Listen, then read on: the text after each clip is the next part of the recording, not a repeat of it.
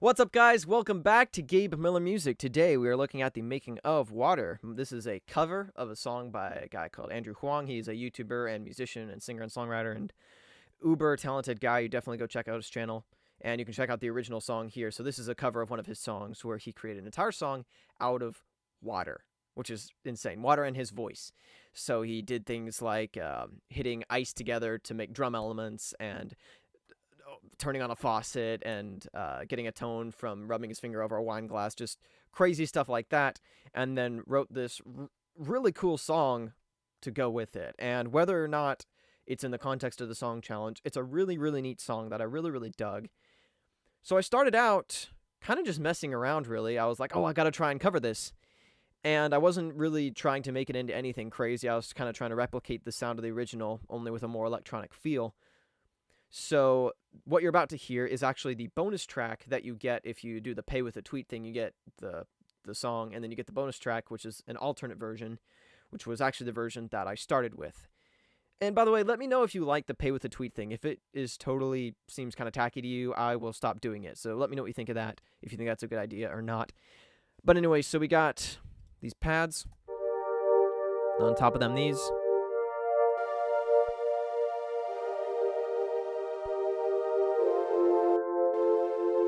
Just playing the chords, and these are both. This one's from the ES2. This one's from the retro synth. So we got those, and I added these drums. You get a little sneak peek here of the track. So we got these drums,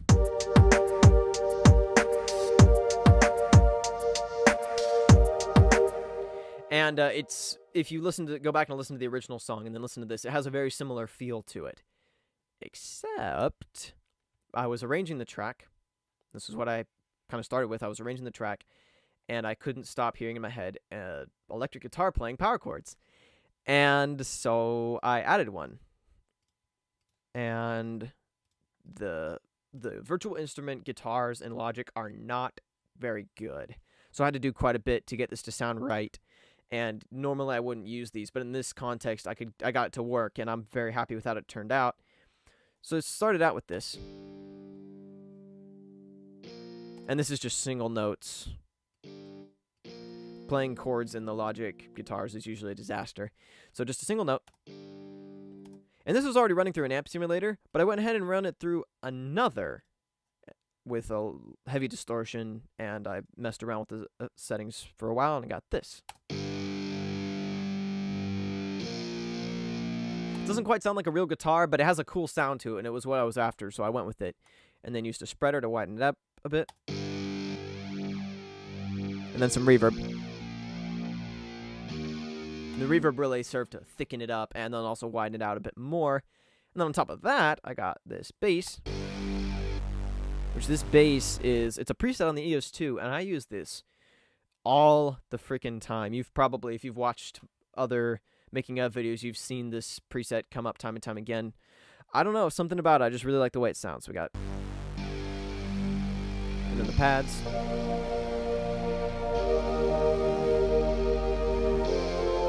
So at this point, I'm kind of in the zone. Creative juices are flowing, and I'm like, you know what would be awesome if I was to do more club-friendly, like an EDM version of this song.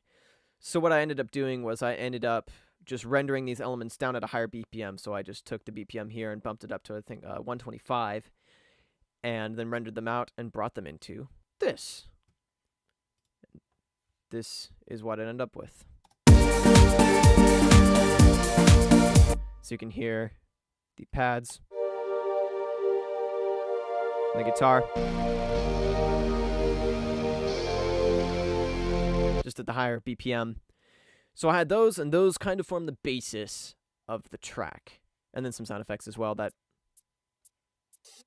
some percussion-y sound effects, and kind of ambient kind of deal as well. That they're barely heard in the final track, but they add this cool feel to it. So that's what I started off with, those 3 tracks. And then immediately went to work creating some drums, just messing around with built-in kits and ultra beats. So I started with a sub kick, which is just the default kit and ultra beat, just tuned to the key of the song. And then this element, which is another kit and ultra beat, and that I just played in on the MIDI keyboard. Just messed around until I found something that sounded cool. And then a shaker. And then the big things that are adding the punch to the kick and snare are this element and this element. Once again, built-in Ultrabeat kit and processed pretty heavily. So this one has no processing at all. But then I duplicated the track, duplicated the MIDI here, and then processed it pretty heavily. So I'll show you what I went into it. So there's this. Ran it through a bit crusher, pretty distorted, kind of nasty sound here. And then added a reverb. Then a compressor. So it gets this pumping sound. And this is a technique I actually use quite a bit on drums. You've heard this on a couple other things I've done, where I will distort and or bit crush, reverb, and then compress the snot out of it, so we get this very kind of a pumping sound. And then you layer it with the original. Really adds a lot. That's doing a lot to the sound. So far we got this. Stop the shaker with it. And that's mostly what you hear throughout the whole song. And then at the end here, I added a hi-hat. Just a 909 hi-hat, pretty standard for dance music. And this ride thingy.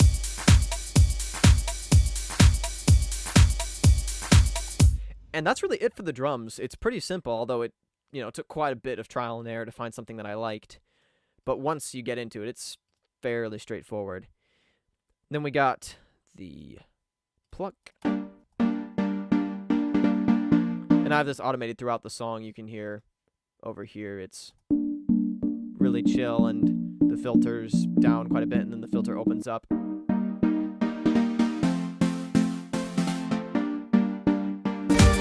And then stays at that point throughout the remainder of the hook. So, and that's just the chords, and it's got some swing on it as well to kind of give it the groove that I was after. So we got that, and then I layered another one on top of it as well, another pluck.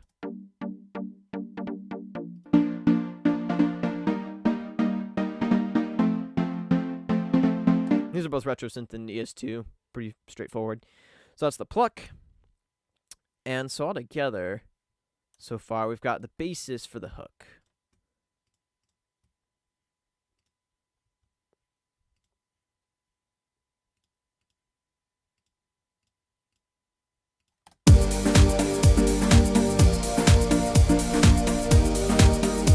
Then we move into the lead. And the lead is composed of 4 different instruments. Started off with this. Playing the melody. This one is the one that's doing most of the work. ES2 with a flanger and quite a bit of delay and reverb. It's kind of a very big sound. Then above that, same thing, only processed a bit differently. This one out in the body of the lower octave. And this is mostly what you hear throughout the whole track. And then I added this element, which is the lead, and run through an amp simulator. So it is without. Add an electric guitar feel to it, so all together.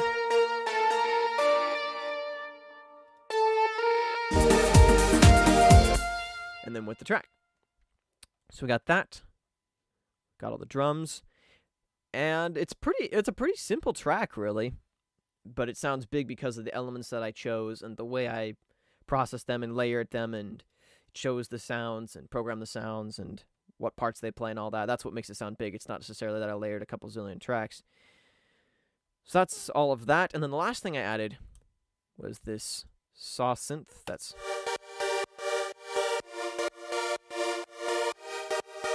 playing the chords. Once again, it's just a simple saw synth. And the reason this is audio is because I had to render it down because I'm using the demo of this plugin that I've been experimenting with lately that I really like. It's called the LFO tool.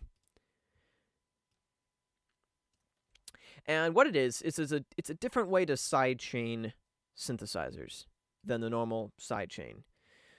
So it gives you all these parameters that I can tweak. It's like almost like a volume automation thing, only better. So let's say I just crank it to the extreme here. You hear what it's doing?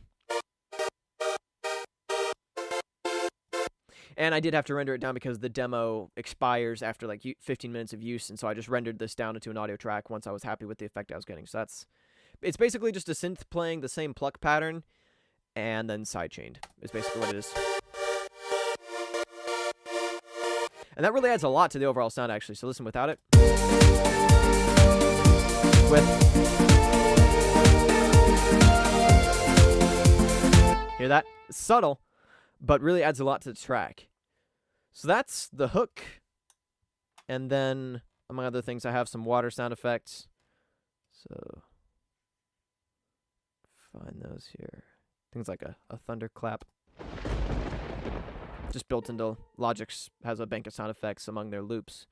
It's pretty nice stuff, really. And then some ocean. And that ocean's got a nice wide reverb on it as well. With nice reverb to add the ambiance, so to speak. And then the vocal. And the vocal is pretty simple. I didn't have to do much to it at all. Cold as ice again, you won't come around. Here's it without any processing. Cold as ice again, you won't come around. As you can hear, and as you can see here, I didn't have to do any EQ. The way she recorded it, she just did a fantastic job recording it, and so I didn't have to process it that way anyway. So it sounded great right out of the gate. So all I had to do really was just add effects. That's the fun part, is adding the effects to make it fit with the track and sound really cool. So first of all, I had this delay.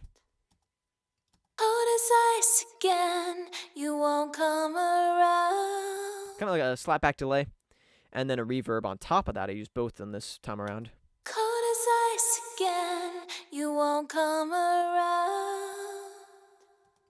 And this is just a room reverb. And the combination of them both gets an effect that I really like. So you get this kind of wet vocal. Cold as ice again, you won't come around. And the rest of the track is just down to arrangement. So I went ahead and arranged it all the way down to here. All right, so that is the making of Water. Hopefully you guys enjoyed this. Hopefully this gives you some ideas for things to try for your own productions if you are a producer, or if you just want to watch this because you want to hear about the process. Hopefully this was interesting for you. If you want to hear the original song, I've got a link here or in the description as well. And I will see you guys next week. Peace out.